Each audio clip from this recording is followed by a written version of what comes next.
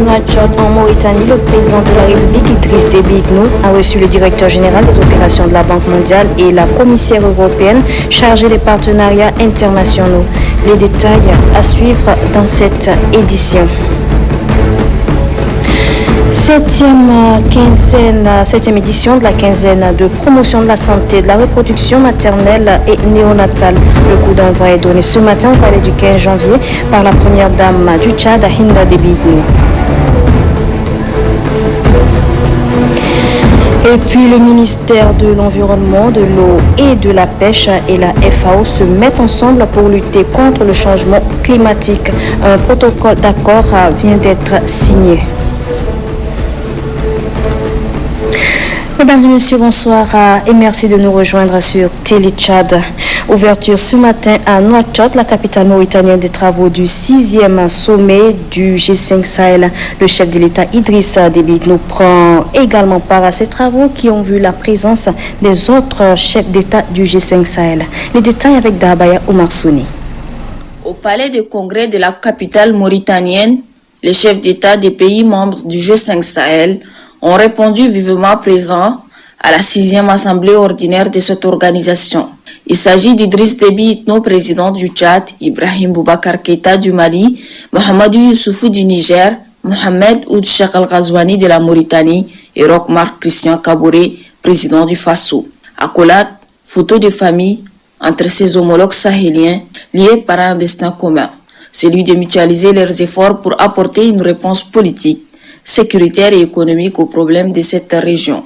Dans son discours de bienvenue, le chef de l'État mauritanien Mohamed Ould Cheikh Al Ghazouani a souhaité la bienvenue à ses homologues et aux différents partenaires. La présidence mauritanienne placera sa feuille de route sous le thème Jeunesse et espoir. Le président en exercice sortant du G5 Sahel, le président burkinabé Roch Marc Christian Kaboré, a dressé ce mardi le bilan de la présidence de son pays à la tête de cette organisation sous-régionale. Les acquis de son mandat bâtis autour de 4 axes, à savoir le renforcement de capacités du secrétariat permanent, des actions d'opérationnalisation de la force conjointe, de l'autonomisation des femmes, la consolidation de la diplomatie et mobilisation des ressources financières. L'Union africaine, la Banque mondiale, l'Union européenne, la France, l'Espagne, les Émirats arabes unis, l'Italie et les Nations unies ont renouvelé à travers des interventions poignantes leur solidarité envers le G5 Sahel. La Mauritanie, qui prend le règne de cette organisation, ambitionne de mener des actions concrètes dans les domaines de sécurité et défense, résilience, développement humain, dialogue intercommunautaire, dispositifs institutionnels de suivi et évaluation et renforcement de la dynamique diplomatique d'accompagnement. Toujours à Nouakchott, en Mauritanie, le président de la République, Idriss Déby Itno, s'est entretenu avec Axel Van Trotsenberg, directeur général des opérations de la Banque mondiale, et Uta Urpilainen, commissaire européenne chargée des partenariats internationaux. Au menu de leurs échanges, les questions de développement du Tchad et de la région Sahel. Retrouvons une fois de plus Darbaya Omar Souni.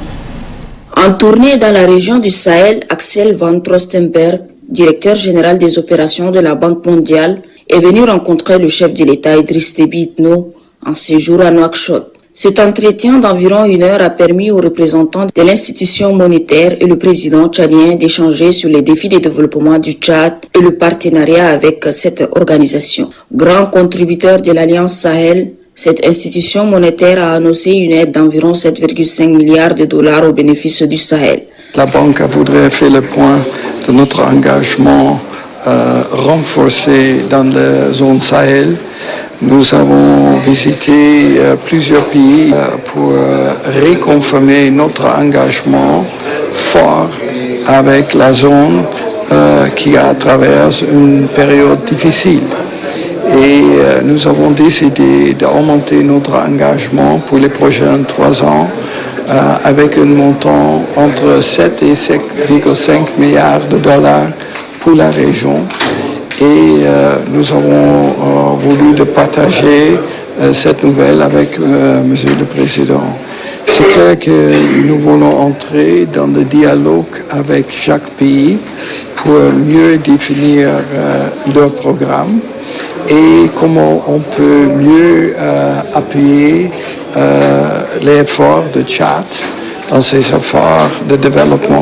L'Union européenne, un autre organisme membre de l'Alliance Sahel, était également au menu du jour. Jutta Urpilainen, commissaire de l'Union européenne chargée des partenariats internationaux, est également reçue par le président de la République Idriss Déby Itno. L'Union européenne est un partenaire actif du Sahel. Cette organisation, à travers son commissaire, veut renforcer sa coopération avec cette région d'Afrique, étendue sur environ 5 millions de kilomètres carrés. Le Tchad est soucié par l'emploi des jeunes, la sécurité, la résilience des réfugiés et déplacés, le monde rural et l'accès à l'eau potable et l'énergie. Cette rencontre s'inscrit dans un seul objectif, améliorer la vie des couches vulnérables à travers un partenariat multiforme.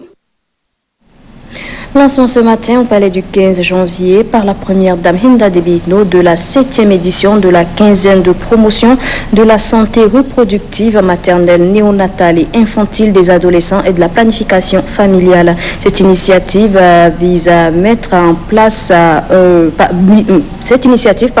mise en place par le gouvernement depuis 2013 vise à accélérer la réduction du taux de mortalité maternelle et infantile au Tchad.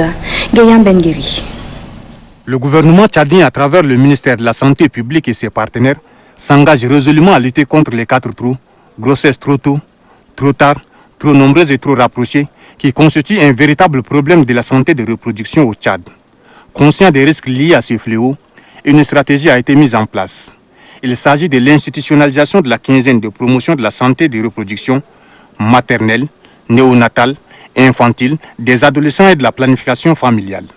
Ce qui matérialise la ferme volonté du gouvernement à promouvoir le secteur de la santé et particulièrement celui du couple mère-enfant. La santé de la mère et de l'enfant demeure une préoccupation constante du gouvernement, comme en témoignent des importants investissements aussi bien en termes d'infrastructures, d'équipements que des ressources humaines réalisés ces dernières années dans notre pays déjà.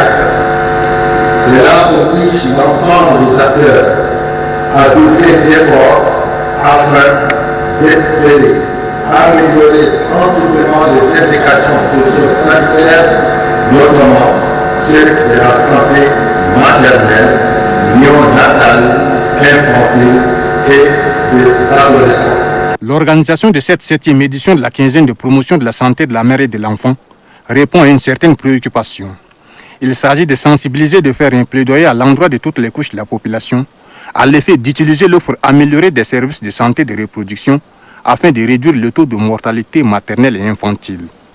Au Tchad, 55% des adolescents de 18 ans avaient soit déjà eu un enfant, soit étaient enceintes de leur premier enfant, comme le rapporte le mix 2014-2015.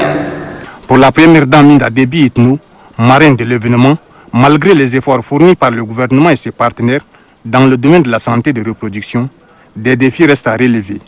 Elle appelle à cette occasion toute la population à sortir massivement pour participer aux activités de cette édition pour leur bien-être social.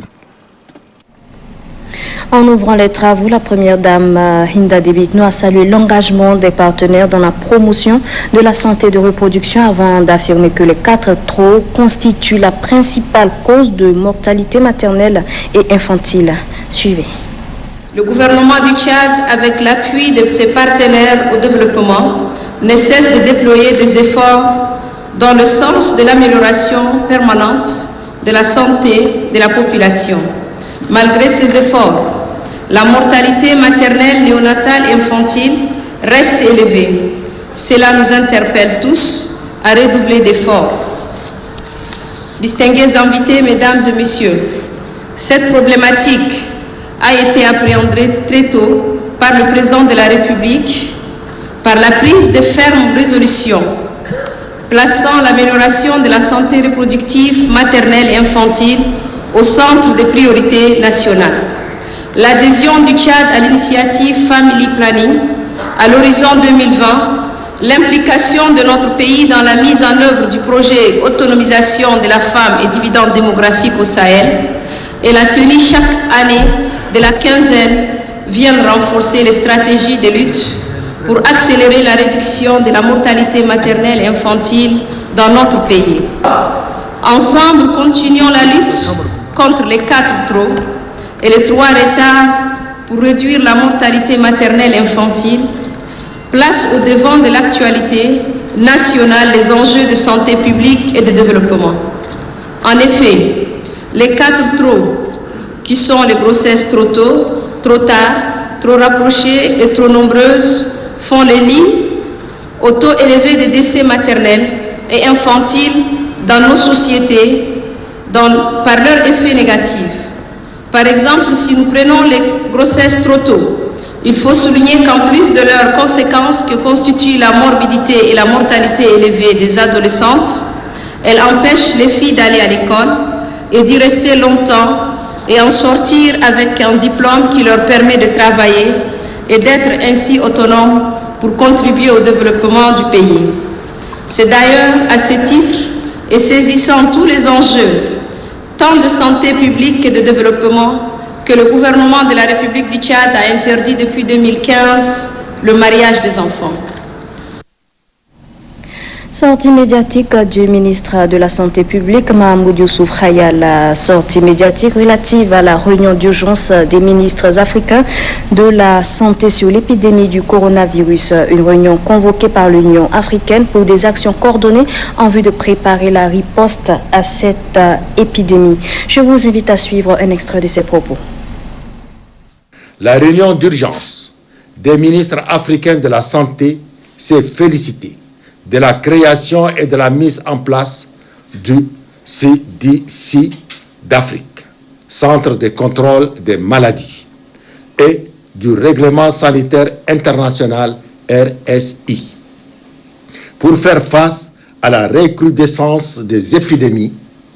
Le premier cas survenu sur le continent africain, en République arabe d'Égypte, est un défi majeur pour les 10 continents et la propagation du Covid-19 serait dévastatrice et pourrait ralentir l'agenda 2063. L'Union africaine s'engage à assurer une communication efficace, financer des plans stratégiques des gouvernements nationaux, utiliser les ressources régionales, constituer des stocks de fournitures médicales essentielles notamment et le matériel de laboratoire ainsi que les équipements de protection individuelle. Le Tchad a obtenu au cours de cette réunion d'Addis Abeba la formation très prochaine de 2 de ces biologistes à Dakar par le CDC Afrique. La dotation du laboratoire mobile offert par le G5 Sahel en équipement complémentaire et en réactif pour le test de coronavirus. Par ailleurs, une réunion se tiendra à Marrakech, au Maroc, du 24 au 26 mars 2020 pour faire le point. La ministre de la Production, de l'Irrigation et des Équipements Agricoles, Madidjan Padjarut, a fait ce matin un point de presse. C'est pour informer l'opinion nationale et internationale de la menace actuelle des criquets pèlerins dans la corne de l'Afrique. Un extrait de ses propos. Depuis toujours, c'est à partir de la région centrale que proviennent les essaim des criquets pèlerins dans la région occidentale à partir du Tchad.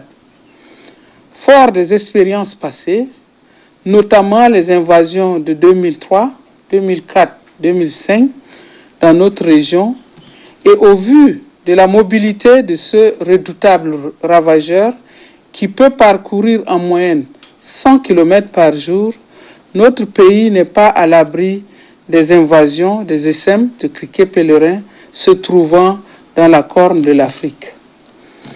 Pour faire face à la menace acridienne, le Tchad entend mettre en œuvre son plan national d'urgence acridienne, un plan interministériel de gestion en cas de crise acridienne. Aussi, afin de renforcer l'efficacité du dispositif mis en place par le gouvernement de la République du Tchad à travers le ministère en charge de l'agriculture, sous l'impulsion de son Excellence, Monsieur le Président de la République, chef de l'État et chef du gouvernement, il est nécessaire de saisir cette occasion pour rappeler la population de la zone frontalière à la vigilance en signalant d'éventuelles menaces en temps réel afin de barrer la route à jamais à l'invasion acridienne.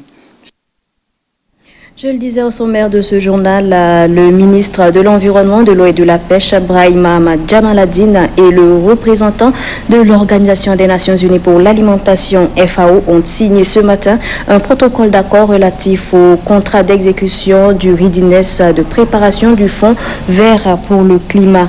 Objectif à lutter contre le changement climatique. Un reportage signé Mahmoud Suleiman.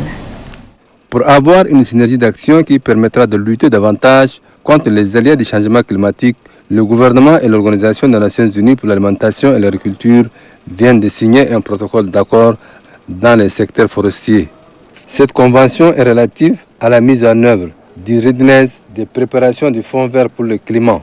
Ce projet est estimé à 359 903 $ américains, soit 218 millions de francs CFA, et financé par le Fonds vert pour le climat pour une durée de 18 mois. Le projet Readiness au Tchad, qui est fait dans 3 autres pays en Afrique subsaharienne, c'est un projet, nous n'en doutons pas, qui va créer un environnement porteur en termes d'investissement dans les futures initiatives liées au changement climatique. Pour le ministre de l'Environnement, de l'Eau et de la Pêche, ce projet vient à point nommé. Cet accord vient donc à point nommé au regard des énormes difficultés liées aux conséquences néfastes des changements climatiques auxquels le Tchad est confronté. D'ores et déjà, je puis me féliciter que ce projet permettra de créer un environnement propice pour le Tchad en termes d'investissement dans les futures initiatives liées au changement climatique. Brahim Mohamed Djamaladine d'ajouter que sur 168 pays, le Tchad est considéré par la communauté internationale comme le pays le plus exposé au réchauffement climatique. Pour ce faire, le ministère de tutelle prendra toutes les dispositions nécessaires pour la réussite de ce projet, conclut-il.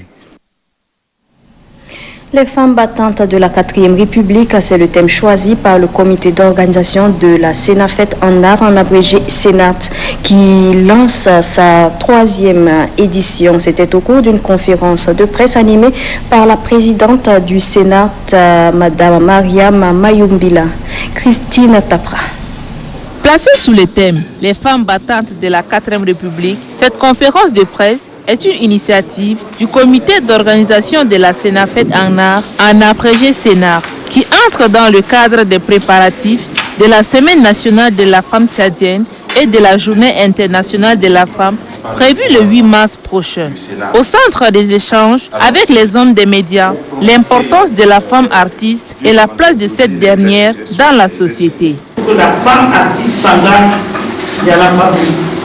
On a heureusement recueilli quelques 4 jeunes filles que vous allez voir publier sur la scène très bientôt.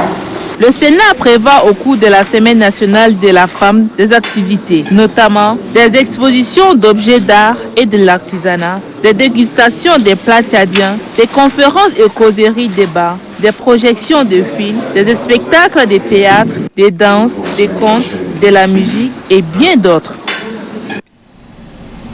Le Tchad se dote d'un programme ambitieux d'envergure nationale qui sera lancé dans quelques jours par le chef de l'État Idriss Déby Itno à l'Aïe dans la Tandjilé. Il s'agit du programme d'appui au développement local et à la finance inclusive PADELFIT. Mais quelle est l'importance de ce programme dans le développement de la province et partant du pays? Notre envoyé spécial à l'Aïe, Adef Amata Benrama, s'est intéressé à la question. Le programme d'appui au développement local et à la finance inclusive au Tchad, qui sera lancé à l'Aïe pour la phase pilote, est multisectoriel et ambitieux. S'inscrivant en droite ligne de la vision 2030, le Tchad que nous voulons, le PADELFIT qui concerne toutes les 23 provinces du Tchad, offre des capacités et possibilités permettant l'éclosion de l'économie locale. Ce programme a l'ambition de valoriser les potentialités agro-silvopastorales et les ressources halieutiques. Le PADELFIT prévoit diverses réalisations.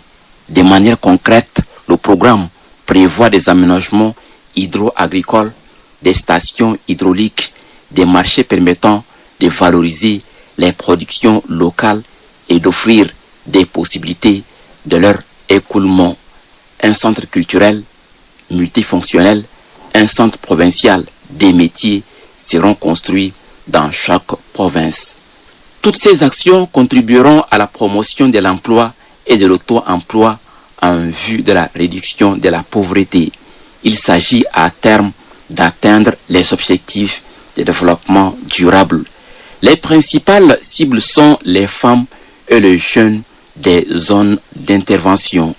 Sur une période de 4 ans, le programme d'appui au développement local et à la finance inclusive compte toucher 2 millions de ménages, soit au total 10 millions de bénéficiaires.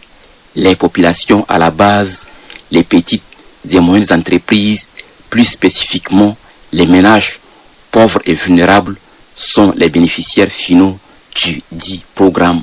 9 milliards de francs CFA seront injectés dans chaque province. Le PADELFIT est financé par le gouvernement et ses partenaires au développement. Toutes ces actions dénotent de la volonté du gouvernement sous la conduite éclairée du président de la République visant à traduire en actes les engagements pris dans le cadre du Plan national de développement PND. Et puis la population de la ville de Bongor attend impatiemment la pose de la première pierre du pont reliant la ville de Bongor à celle de Yagua au Cameroun. Notre reporter sur place nous amène à la découverte de cette ville historique. Granga Chamirima. Bongor est situé pratiquement en face de la ville camerounaise de Yagua et entre Djamena, la capitale tchadienne, et Moundou sur une distance de 235 km environ. L'histoire nous renseigne que la ville de Bongor abrite l'un des tout premiers lycées du Tchad. Le lycée Jacques Moudaïna est né sous les cendres de la première école primaire supérieure de l'Afrique équatoriale française en dehors de celle de Brazzaville créée en 1942. Pour en savoir, le lycée Jacques Moudaïna de Bongor a formé plusieurs chefs d'État africains, parmi lesquels le président de la République, Idriss Déby Itno. Du point de vue géographique, la ville de Bongor est située à équidistance entre Djamena et Moundou, la capitale économique du Tchad. Cette position géographique donne un avantage économique indiscutable à cette ville réputée pour ses nombreuses potentialités à tout point de vue. Illustration faite, vous conviendrez que toute marchandise qui va du sud vers le nord du pays et vice-versa passe naturellement par la ville de Bongor. Ce qui fait du pays Banana en langage local, qui signifie mon ami, un carrefour stratégique en termes d'échanges économiques. C'est dire qu'en décidant de lancer ce grand chantier de construction du pont sur le Logone, le chef de l'État a pris toutes les dispositions pour booster la politique du désenclavement, l'un des axes majeurs clairement définis dans la vision 2030 du Tchad que nous voulons. Reconnu par sa capacité remarquable de production du riz, la province du Maïkibi-Est excelle aussi dans la production du sorgho, appelé communément digari, le taro, le maïs, l'arachide, qui sont entre autres les produits de grande consommation. Aujourd'hui, grâce aux investissements importants du chef de l'État Idriss Déby Itno dans le monde rural, la ville de Bongor est propice aux cultures maraîchères et fruitières. Zone d'élevage par excellence, les habitants de Bongor ont toujours été des grands éleveurs de bovins, de moutons, de caprins et de volailles. Depuis la nuit des temps, les voyageurs réclament toujours une escale technique à Bongor pour déguster les poulets de la charcuterie du pays Massa. Globalement, les activités économiques dans la ville de Bongor sont florissantes, aussi bien avec le Cameroun, le Nigeria qu'avec le reste des villes tchadiennes proches de cette cité. La construction du pont sur le Logone augure de bonnes perspectives dans les échanges commerciaux. Grâce aux orientations du chef de l'État, l'hôte de marque attendu dans cette ville, la province se dote chaque année de grandes infrastructures socio-éducatives et sanitaires. La construction du pont sur le Logone vient compléter, à ne point douter, la liste de ces nombreuses réalisations faites par le président Idriss Déby Itno en faveur de cette ville.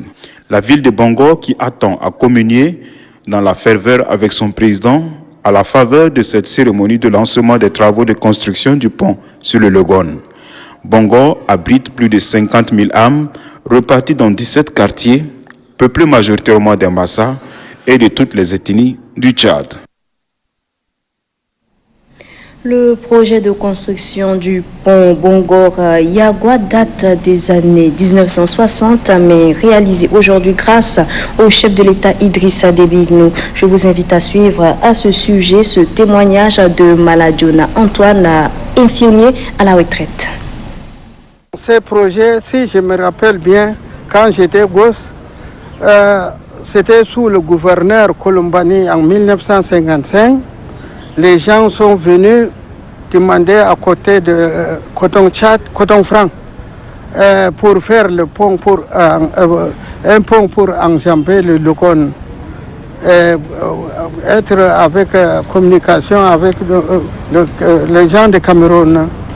Donc, ces projets depuis 1955 et jusqu'à aujourd'hui, soit 65 ans aujourd'hui. Donc, si M. Idriss Déby a décidé de poser cet acte, c'est un acte très noble. C'est un acte à féliciter. Donc, selon, n'est-ce pas, la science politique, il ne suffit pas de faire nourrir le peuple avec le discours politique, un discours fleuve, mais plutôt avec des actes concrets, persuasifs et convaincants.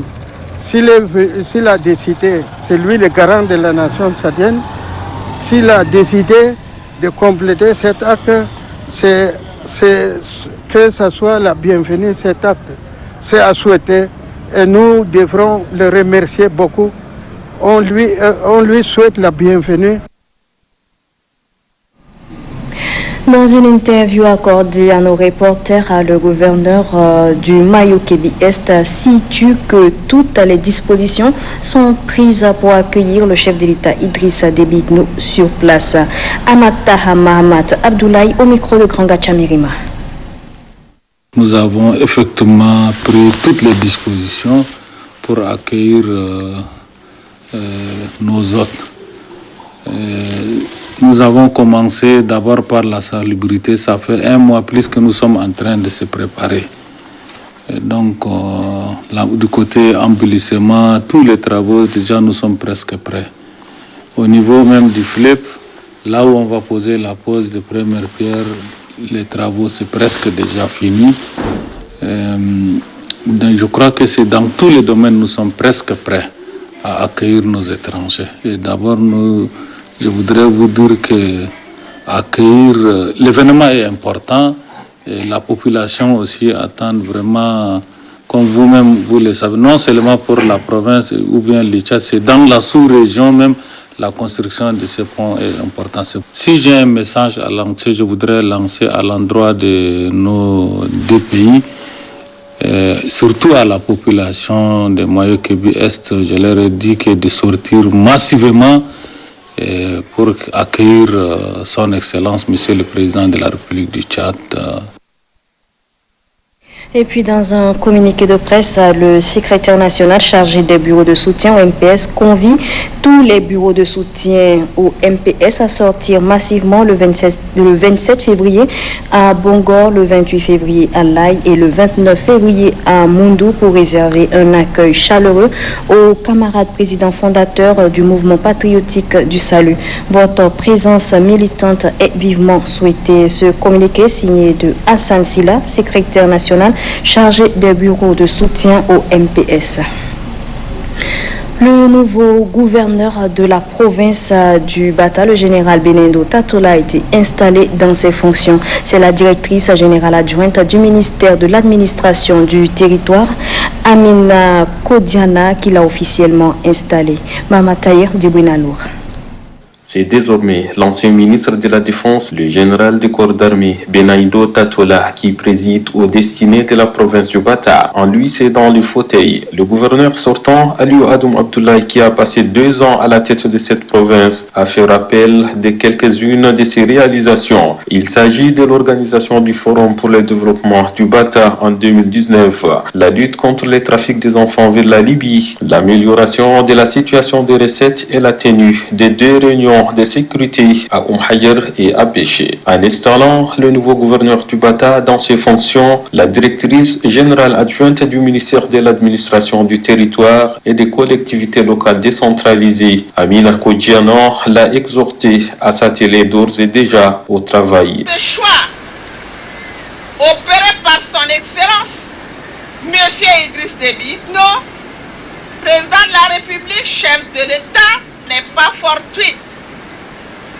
Car le général Benaindo Tatola est un homme d'expérience, rompu à la gestion des hommes et de la chose publique et d'une connaissance profonde du paysage sociopolitique du pays.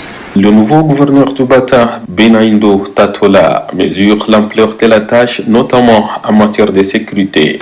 Dans le contexte sécuritaire actuel, mon désir ardent est que la province du Bata soit préservée des conflits intercommunautaires et des heurts sanglants entre les éleveurs et les agriculteurs qui sont condamnés à vivre paisiblement ensemble. La sécurité étant l'affaire de tous, le nouveau gouverneur a invité tous les responsables traditionnels et religieux à s'y impliquer afin que la population vive dans un climat de paix pour s'orienter désormais vers le boulevard de développement.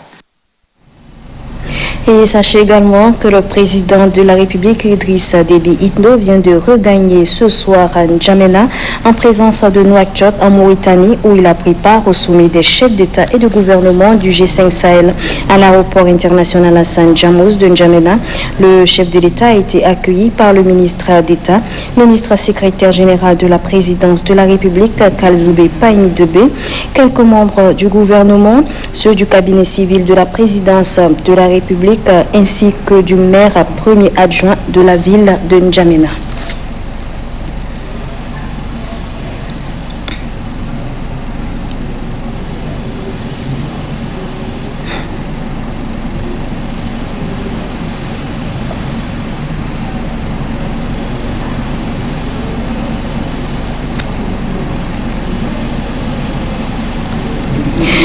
Atelier de réflexion pour la mise en place d'une cellule antiterroriste au Tchad. Les travaux sont ouverts ce matin par le secrétaire général adjoint du ministère de la Justice. La création de cette cellule antiterroriste a pour objectif de lutter contre le terrorisme au Tchad. Reportage Mamad Oumar Moussal. Depuis 2015, les actes terroristes sont de plus en plus récurrents dans le monde. Cette nébuleuse secte continue à affecter des vies humaines. Pour lutter avec efficacité et dans la solidarité la plus totale contre ces mâles du siècle, le ministère de la Justice et ses partenaires réfléchissent sur la mise en place d'une cellule antiterroriste au Tchad.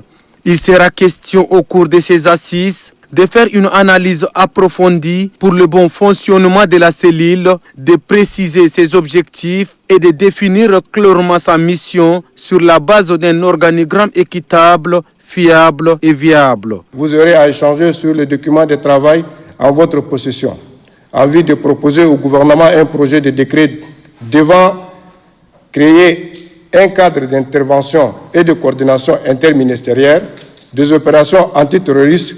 L'environnement de sécurité nationale et internationale nous impose la nécessité de créer un tel organe. Au terme de 2 jours d'intenses travaux, les participants définiront l'organigramme de la cellule en vue d'un éventuel amendement. La prochaine étape vise le décret portant création de la nouvelle cellule antiterroriste au Tchad. Un séminaire national de formation sur la coopération policière internationale s'est également ouvert ce matin dans la capitale. L'objectif recherché à travers ce séminaire est de doter la police Interpol du Tchad des connaissances techniques pour faire face à la criminalité dans la sous-région. Kandia Daboutna. L'Afrique centrale est devenue depuis un certain temps une proie à des multiples menaces terroristes et des trafics de tout genre. Conséquence, plusieurs actes terroristes sont enregistrés. Plus que vigilance et mesures sécuritaires obligent, le Tchad, qui participe activement pour la restauration d'une paix durable et du maintien de la sécurité dans la sous-région, ne cesse de former ses agents des forces de défense et de sécurité pour relever ces défis. Conscient du rôle important que joue le Tchad dans le domaine sécuritaire, le bureau régional de la police Interpol d'Afrique centrale renforce la capacité de la police Interpol Tchad sur la coopération policière internationale. Ceci dans le but de développer une coopération agissante entre les différents services Interpol pour une lutte efficace contre toutes sortes de criminalité. Au-delà de la sécurisation et du renforcement de la collaboration entre les acteurs nationaux de la lutte contre la criminalité, ces séminaires participent également à la promotion des différentes capacités policières et techniques d'Interpol mises à la disposition des pays. Le Tchad, de par sa position géographique, se doit de prendre des dispositions nécessaires, a indiqué le directeur général adjoint de la police nationale. Nos États sont tenus de renforcer une collaboration étroite entre les différents services chargés de l'application de la loi au niveau national.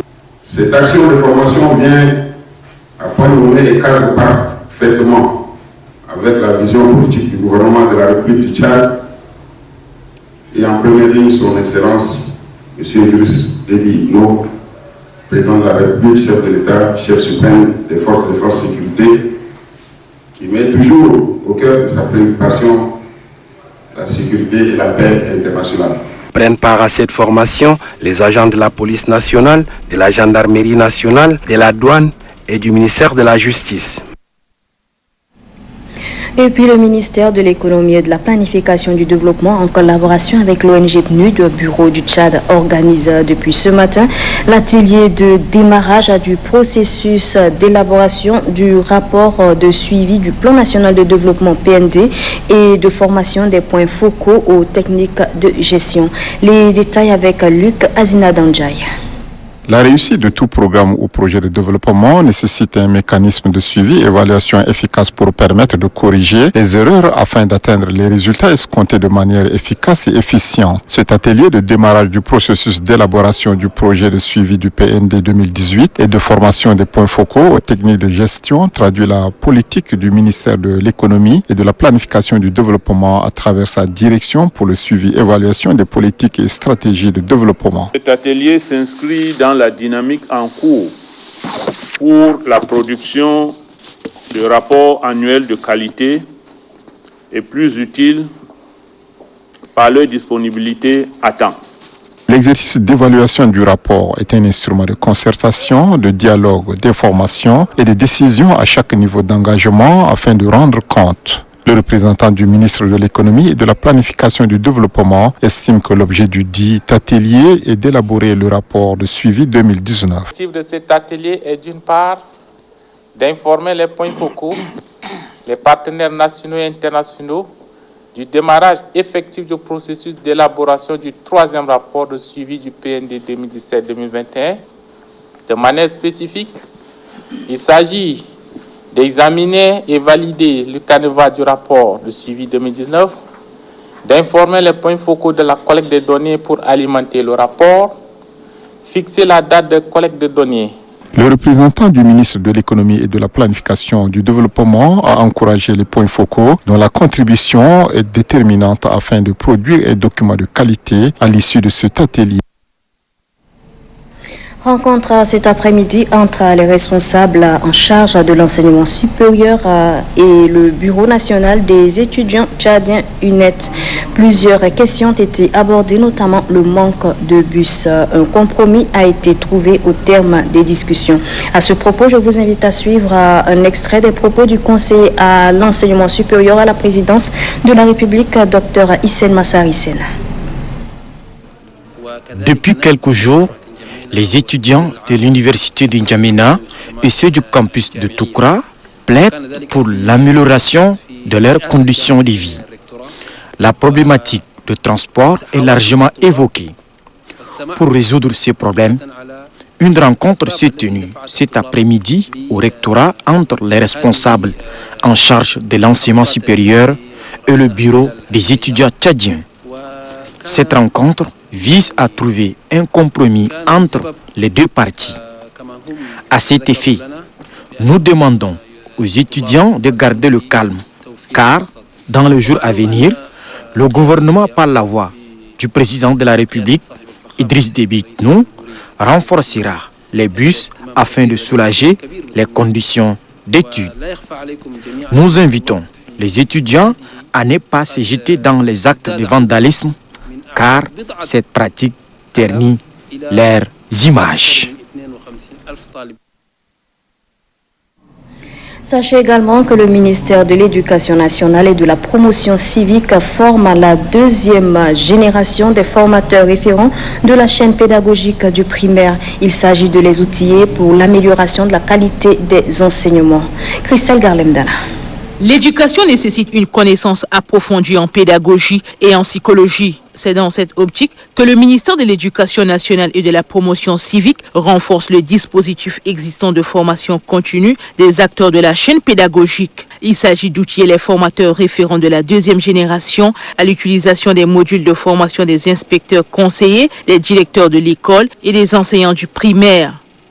De nombreuses recherches sur l'enseignement permettent d'affirmer aujourd'hui que ce que les enseignants font en classe est sans conteste le premier des déterminants scolaires de l'apprentissage et de la réussite des élèves.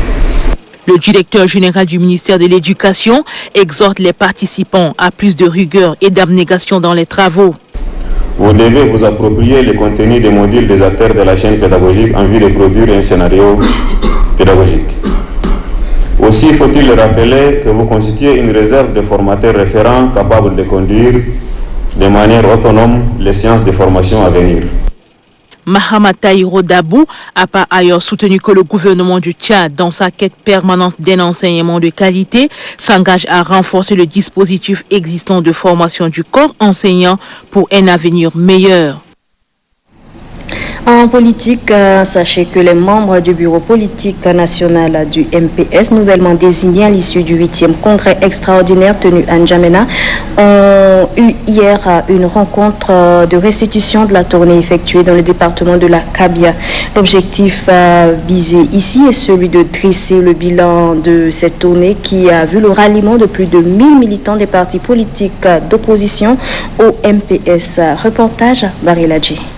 Après avoir sillonné pendant 2 semaines tout le département de la Kabia, l'équipe de la mission des membres du bureau politique national du MPS ayant à sa tête Dr Alaridi Kone fait la restitution de sa mission. Il s'agit à travers cet exercice d'informer les membres de cette formation politique résidant en N'Djamena sur les activités menées au cours de cette tournée. Dans leurs interventions, les membres de la commission situent que 12 144 militants des partis de l'opposition et ceux de la mouvance présidentielle ont décidé unanimement de regagner les rangs du MPS. Une décision prise après une longue réflexion selon leurs propres termes. Je voudrais vivement dire merci aux militants qui sont réveillés pour pouvoir militer avec ardeur dans le parti. Le militantisme, ce n'est pas du folklore. Et je vais donc dire ce que le président de la République a l'habitude de dire, c'est que qu'on cesse, nous militants du MPS, de dire qu'est-ce que le MPS doit faire pour nous. Nous devons dire plutôt qu'est-ce que nous devons faire pour le MPS. Parce qu'on vient dans le parti par conviction. Et si on est convaincu d'une chose, quoi que ça te coûte, tu t'investirais. Cette tournée entamée par les membres du bureau politique national du MPS va s'intensifier dans les villages, cantons, bref, sur l'ensemble de la province du Mayo-Kibi-Est afin de hisser le flambeau du MPS, Martel Alaridi Kone, membre du bureau politique national du mouvement patriotique du salut. Le mouvement patriotique du salut renforce les capacités des membres du conseil départemental et communal de la ville de Kélo. Une formation axée sur la maîtrise des textes électoraux afin d'outiller les militants sur les principes fondamentaux de vote se déroule depuis le 22 février dernier. Les détails avec Mohamed Omar Moussal. À l'approche des législatives et communales, le mouvement patriotique du salut MPS de la Tangilé renforce la capacité de ses militantes et militants sur les textes électoraux axés sur les principes fondamentaux des votes. Le secrétaire exécutif du conseil départemental du MPS de la Tangile-Ouest, Falandi Delande, exhorte les participants à être attentifs aux enseignements qui leur seront donnés dans l'intérêt du parti. Kemkil Adangrang Benoît, secrétaire général provincial du MPS de la Tangile, demande aux militants de suivre avec intérêt les orientations des formateurs relatives au texte de base du parti. Le membre du bureau politique national du MPS, Bokar Gelpina, remercie ses camarades pour la confiance placée en sa modeste personne. Pour lui, cet atelier traduit dans les faits les recommandations issues du 8e congrès extraordinaire ordonné par le président fondateur du MPS, Idriss Déby Itno, dans le but de galvaniser les militants pour une forte mobilisation. L'ONG Oxfam organise depuis ce matin un atelier de renforcement des capacités des organisations de la société civile sur la gouvernance foncière, atelier axé sur les techniques de plaidoyer. Moussa Mboudou Abdoulaye. La question foncière occupe une place de choix dans la vie économique et sociale. Pour améliorer la gouvernance foncière, Oxfam implique les organisations de la société civile pour relever efficacement les défis de l'accès équitable à la terre, de la sécurisation foncière et de l'urbanisation croissante. À ces assises, leaders religieux, responsables des organisations, élus locaux et la presse seront outillés en technique de plaidoyer et de lobbying. Ceci pour promouvoir la participation active et éclairée de la société civile dans le processus de la réforme foncière inclusive et sensible au genre. Nous pensons que pour que cette réforme soit inclusive, équitable et juste, il est nécessaire que les acteurs de la société civile que vous êtes puissent avoir les capacités techniques nécessaires pour participer pleinement à toutes les actions et étapes du processus.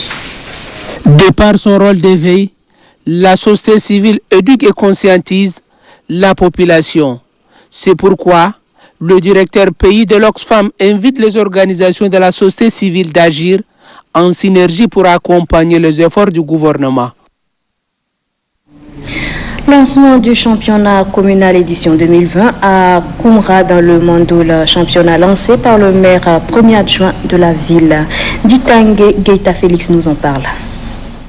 Placé sous le haut patronage du maire de la commune de Koumra, les activités sportives du championnat de football communal sont officiellement lancées par le deuxième maire adjoint de la ville de Koumra, Nedi Senga Yero Nicolas. C'était au terrain municipal de Koumra. Le président de la Ligue départementale de football du Mandoul, Jim Tenga Régie, d'exhorter les organisations non gouvernementales et personnes ressources de bonne volonté de sponsoriser le sport dans la commune de Koumra. Pour le secrétaire général de la Ligue provinciale football du Mandoul, Djibel Djevere, le football est le meilleur outil d'insertion sociale et demande donc aux équipes engagées dans ce championnat de faire preuve de fair play dans le respect des lois du jeu et de la discipline. Officiant la cérémonie de lancement officiel des championnats communal de football, le maire deuxième adjoint de la ville de Koumba, Nedi Sengaliero Nicolas, de préciser que le football est l'une des disciplines sportives qui concourent à l'éducation et la formation des jeunes. Il invite cependant les acteurs du football à observer les principes de football dans le respect des dispositions des textes de base régissant le football à l'échelle nationale et internationale. Notons qu'en match d'ouverture, FC Perfusion a battu Référence FC de 2-1. Au total, 11 équipes se sont engagées dans ce championnat de football communal de Koumra. Sur ce se referme cette édition du journal. Mesdames et messieurs, merci pour votre fidélité et très bonne suite de programmes sur Télé Tchad.